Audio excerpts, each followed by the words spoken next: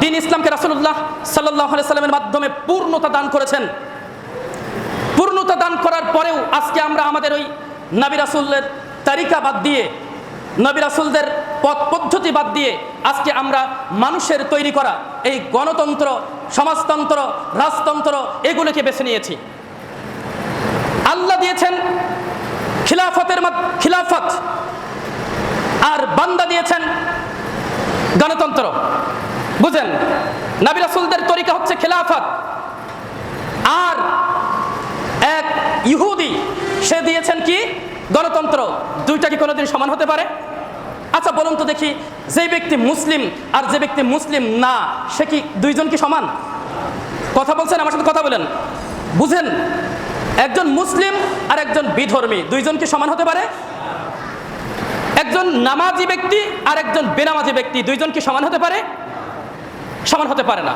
তো এইভাবে করে প্রত্যেকটা বিষয় যখন আসবে যে আল্লাহর দেওয়া একটা পদ্ধতি আর মানুষের দেওয়া একটা পদ্ধতি, দুইটা কি কোনোদিন সমান হতে পারে?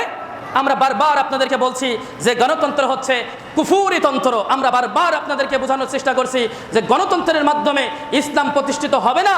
গণতন্ত্রের মাধ্যমে শুধু মারামারি, হানাহানি, কাটাকাটি, লুটতারাজ, খুন খারাপি, যত প্রকারের অন্যায়, অত্যাচার, অবিচার, জুলুম, নির্যাতন আছে সব রকম আমরা দেখতে পেয়েছি এই বাংলাদেশের অবস্থা, তাই না? আপনি দেখতে পাচ্ছেন না? আমরা দেখতে পাচ্ছি না? যখন যে দল যায় বিরোধী দলীদের উপরে দমন পীড়ন শুরু করে, আছে না এরকম? জুলুম করে কাদের উপরে?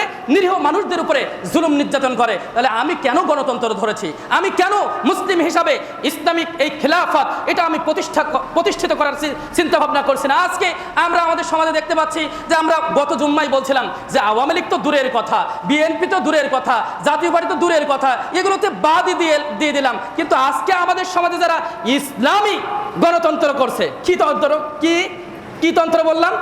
ইসলামী গণতন্ত্র। ইসলামী কি গণতন্ত্র হয় নাকি? ইসলামী গণতন্ত্র হয়, কিন্তু আজকে আমাদের সমাজে আমরা দেখতে পাচ্ছি ইসলামের নাম দিয়ে গণতন্ত্র করছে, তাই না? আজকে দেখতে পাচ্ছি না আমরা? আচ্ছা, এখানে দেখেন, যদি এই মুসলিম জাতি আজকে যদি সবাই মিলে একতাবদ্ধভাবে চেষ্টা করতো যে আল্লাহর দিন, আচ্ছা মুসলিম বেশি না কম বাংলাদেশে? বেশি।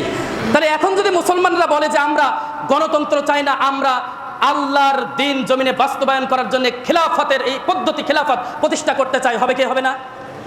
কিন্তু মানুষ কি করছে?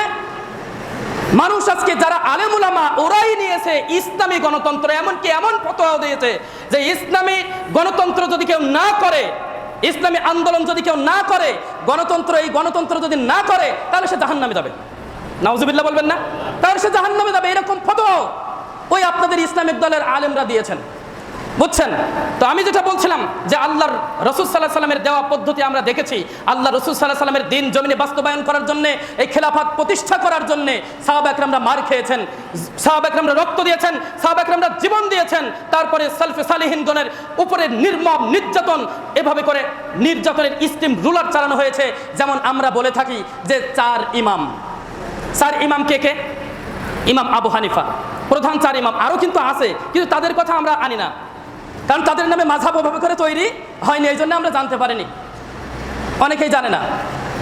ইমাম আবু হানিফা রাহিমাহুল্লাহ একজন ইমাম। দ্বিতীয় ইমামকে ইমাম মালিক বিন আনাস রাহিমাহুল্লাহ। তৃতীয়কে ইমাম শাফি রাহিমাহুল্লাহ। চতুর্থকে ইমাম হাম্বল রাহিমাহুল্লাহ। এই চারজন যে ইমাম, এই চারজনের উপরেও নির্মম নির্যাতন নেমে এসেছিল শুধুমাত্র আল্লাহর দিনের পথে অটুট থাকার জন্য, সত্য পথে অটল থাকার জন্য, মিথ্যার সাথে সংমিশ্রিত হবে না, বাতিলের সাথে আপোষ না করার জন্য চার ইমামের উপরেই নির্যাতন এসেছিল। কিন্তু এই সমস্ত কথা বলে না, ওরা বলে আমরা হানাফি মাযহাবের লোক। কি বলে? আমরা ইমাম আবু হানিফার লোক। কিন্তু ইমাম আবু হানিফার যে আদর্শিক লড়াই ছিল, সেই আদর্শিক লড়াইটা বাদ দিয়ে আজকে আমরা দেখতে পাচ্ছি আদর্শিক লড়াই বাদ দিয়ে গণতন্ত্র ধরেছে। আদর্শিক লড়াই বাদ দিয়ে কি ধরেছে? গণতন্ত্র ধরেছে। যেভাবে হোক ক্ষমতায় যেতে হবে আমাদের।